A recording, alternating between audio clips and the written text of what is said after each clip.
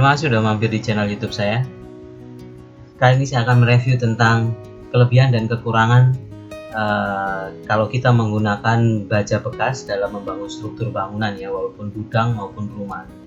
Jadi banyak teman-teman yang bertanya, apakah layak barang bekas atau baja bekas ini dibuat struktur bangunan baru ya. Kali ini saya akan ulas satu persatu tips cara memilih baja bekas yang masih layak dipakai, dan kelebihan dan kekurangan apa aja yang dialami saat kita menggunakan baja bekas ya. Jadi yang pertama-tama yang harus Bapak lakukan yaitu kita kalau mau memakai baja bekas, karena kalau kita memilih baja bekas kan untuk panjangnya itu kan random ya, seperti maksudnya random itu kita nggak bisa milih panjang, jadi kita sesuaikan aja yang ada. Jadi yang pertama-tama kita harus menyiapkan desain strukturnya seperti ini. Jadi desain struktur di sini itu rencana bangunan yang bakal Bapak bangun itu membutuhkan material dengan panjang berapa. Jadi nanti Bapak bisa list. Jadi di sini sudah fix ya untuk strukturnya seperti ini. Jadi nanti keluar list panjang material baja yang Bapak perlukan itu panjang berapa meteran.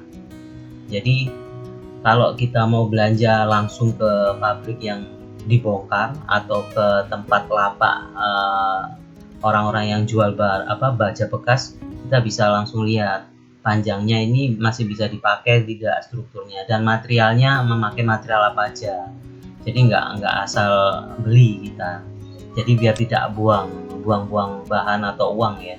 Jadi saya juga sering dimintai tolong sama owner juga klien untuk memilihkan baja bekas yang masih layak dan masih bisa digunakan dari desain yang saya buat.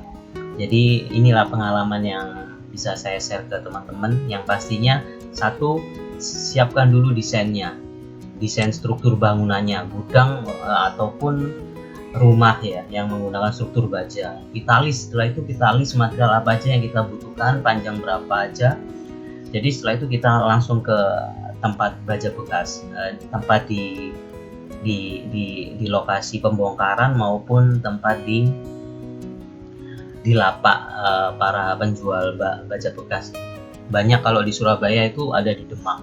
Nggak tahu kalau di tempat Bapak, mungkin daerah-daerah sekitar ada yang jual juga.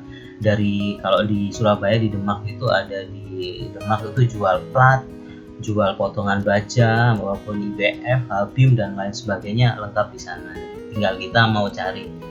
Setelah kita siapkan desain ya, setelah kita siapkan desain, Bapak harus tahu pengetahuan tentang material SNI maupun non NSI. Jadi di sini sudah saya ulas di channel YouTube saya. Jadi Bapak di sini bisa belajar tabel baja IWF maupun tabel baja Habim ya, yang sesuai SNI Indonesia. Jadi di sini materialnya yang SNI yang setahu saya GG maupun Krakatau Steel atau LSI ya. Jadi yang kalau bisa dapetin yang GG. Jadi di GG itu ada brandingnya, branding GG gitu, Gunung Garuda. Setelah itu di sini juga saya ulas di channel YouTube saya, itu cara membedakan baja SNI dengan non SNI ya. Jadi di situ bisa jadi panduan Bapak setelah mengetahui material bajanya sendiri, dari tabel baja itu, dari berat sama besaran profilnya. Jadi kalau Bapak sudah menguasai tabel baja yang Bapak yang mau inginkan baja sesuai bangunan Bapak, jadi kayak baja IWF IWF 300 itu bobot berapa. Jadi nanti bisa menjadi acuan saat membeli kan, karena belinya itu pasti per kilogram. Jadi untuk baja IWF 300 atau 250 itu, kalau IWF 250 itu sekitar 335 per 12 meter. Cuman kalau dia adanya cuma 6 meter ya tinggal dibagi dua, yaitu bobot yang Bapak bayar ke orang yang jual baja bekas. Jadi itu bisa jadi acuan Bapak untuk menilai harga baja itu sendiri. Setelah itu Setelah Bapak mengetahui tabel baja ini, setelah itu yang pastinya harga. Ini langkah-langkah awal ya, cara persiapan awal kalau Bapak mau membeli baja bekas. Harga sendiri kalau para tengkulak baja bekas itu biasanya membeli dari kita itu sekitar 6.000.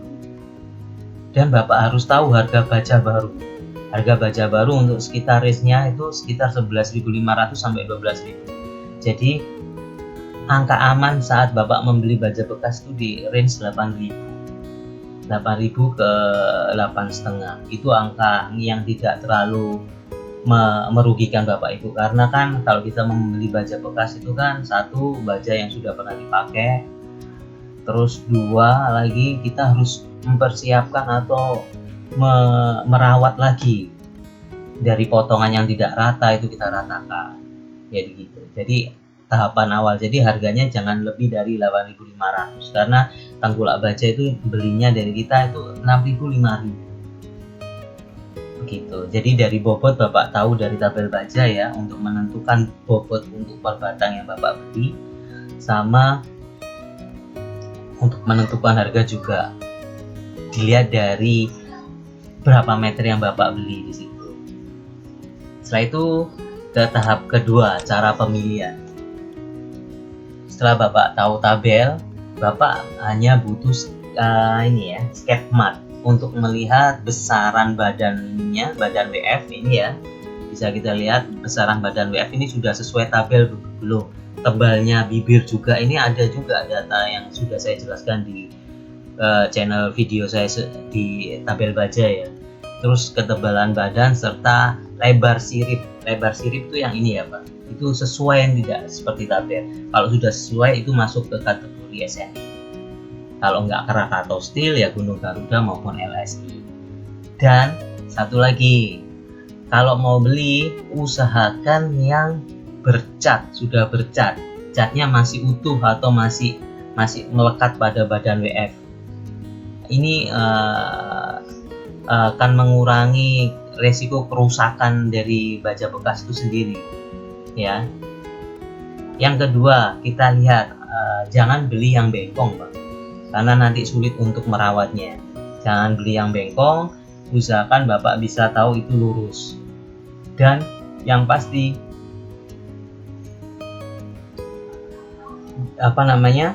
dan satu lagi, setelah dilihat dari fisik ya, nggak ada yang penyok, nggak ada yang bengkong, itu bisa layak untuk dibeli. Setelah itu kita cari material. Jadi material yang panjangnya kurang bisa kita buatkan sambungan. Sambungan juga ada di video YouTube saya. Bapak cari sambungan struktur yang terstandar ya Pak ya. Setelah itu kita masuk ke langkah berikutnya ya.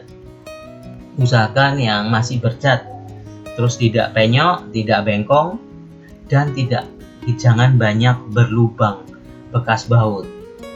Nah, itu penting karena itu pasti akan perawatannya juga lumayan mengeluarkan biaya pekerja untuk menutup lubang-lubang itu sendiri. Nah, kayak gini masih layak Pak. Jadi tingkat korosinya itu kalau masih catnya masih utuh itu masih rendah, masih layak untuk dipakai. Apalagi bekas bongkaran pabrik ya, langsung beli saja. Jadi dari harga itu akan mengikis biaya pembangunan Bapak itu sekitar 50%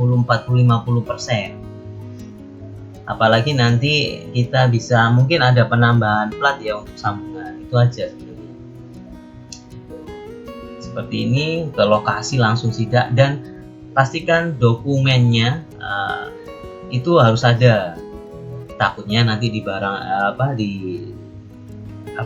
barang curian. Jadi penjual harus berani memberikan jaminan kalau itu barangnya barangnya bukan barang gelap ya. Jadi bisa minta pernyataan maupun dari struk, dari kwitansi, di situ bisa jadi patokan ya Pak. Plat lebih murah kalau beli bekas. Ini mungkin plat ini ke arah plat kapal ini, dengan panjang segini kita bisa dilihat di sini, ini plat kapal. Caranya dengan menggunakan ini ya, apa namanya, ini sketmat yang ulir gini ya, untuk melihat ketebalan plat. Tapi kalau plat itu jarang ada yang ini.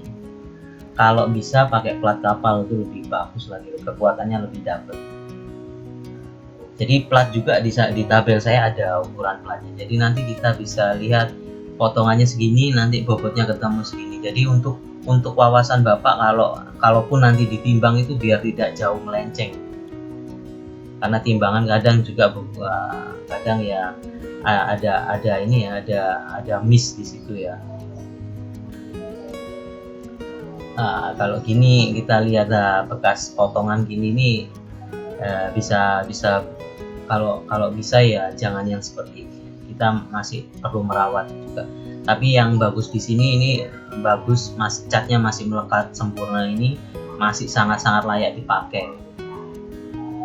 Nah, seperti ini.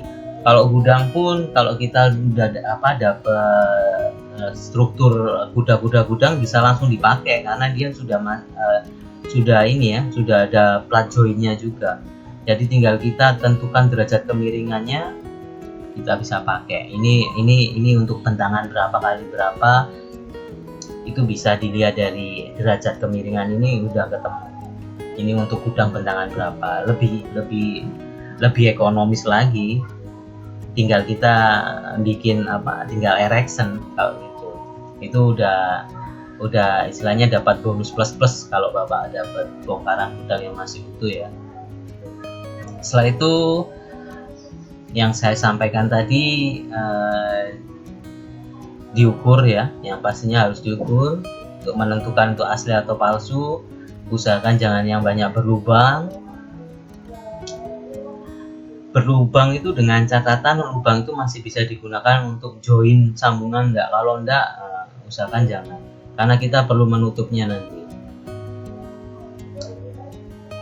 Kayak gini juga. Jadi emang kalau barang bekas kan kita nggak bisa pilih ya, jadi pinter-pinter kita untuk merawatnya lagi. Nah, jadi usahakan yang seperti ini tingkat korosinya udah mencapai batas yang tidak bagus ya Pak. Beli yang masih cat melekat ini lebih seperti ini juga. Ini potongan rafter kuda-kuda. Kalau dapat ini enak. Kalau yang butuh gudang ya langsung bisa dipakai. Apakah sesuai dengan bentangannya? Dan jangan yang berlubang. Kalau berlubang ini mending biar tengkulaknya yang lepas ke lebur, ke plat baja lebur. Yang lubang-lubang parah gini jangan dibeli. Mungkin sekian dulu. Oh ya, kerugiannya nggak ada. Sebenarnya kerugian nggak ada kalau kita pintar memilih di situ. Jadi budget bisa berkurang banyak. Setelah itu kita juga akan mengurangi biaya untuk pembuatan fabrikasinya, karena mungkin bajanya sudah yang seperti gudang tadi yang sudah bisa langsung layak pakai, bisa begitu. Cara tip-tipnya ya kurang lebih seperti itu. Jadi saya ulangi, beli yang masih ada cat yang melekat. Kedua, jangan beli yang penyok atau bengkong. Ketiga, belinya sesuaikan list pekerjaan, list dari gambar rencana bangunan Bapak. Jadi biar tidak buang-buang sambungan nantinya ya, dan bisa terpakai. Keempat, cari yang tidak banyak berlubang, dan pastikan dokumennya ada secara hukum biar tidak dikatakan barang curian.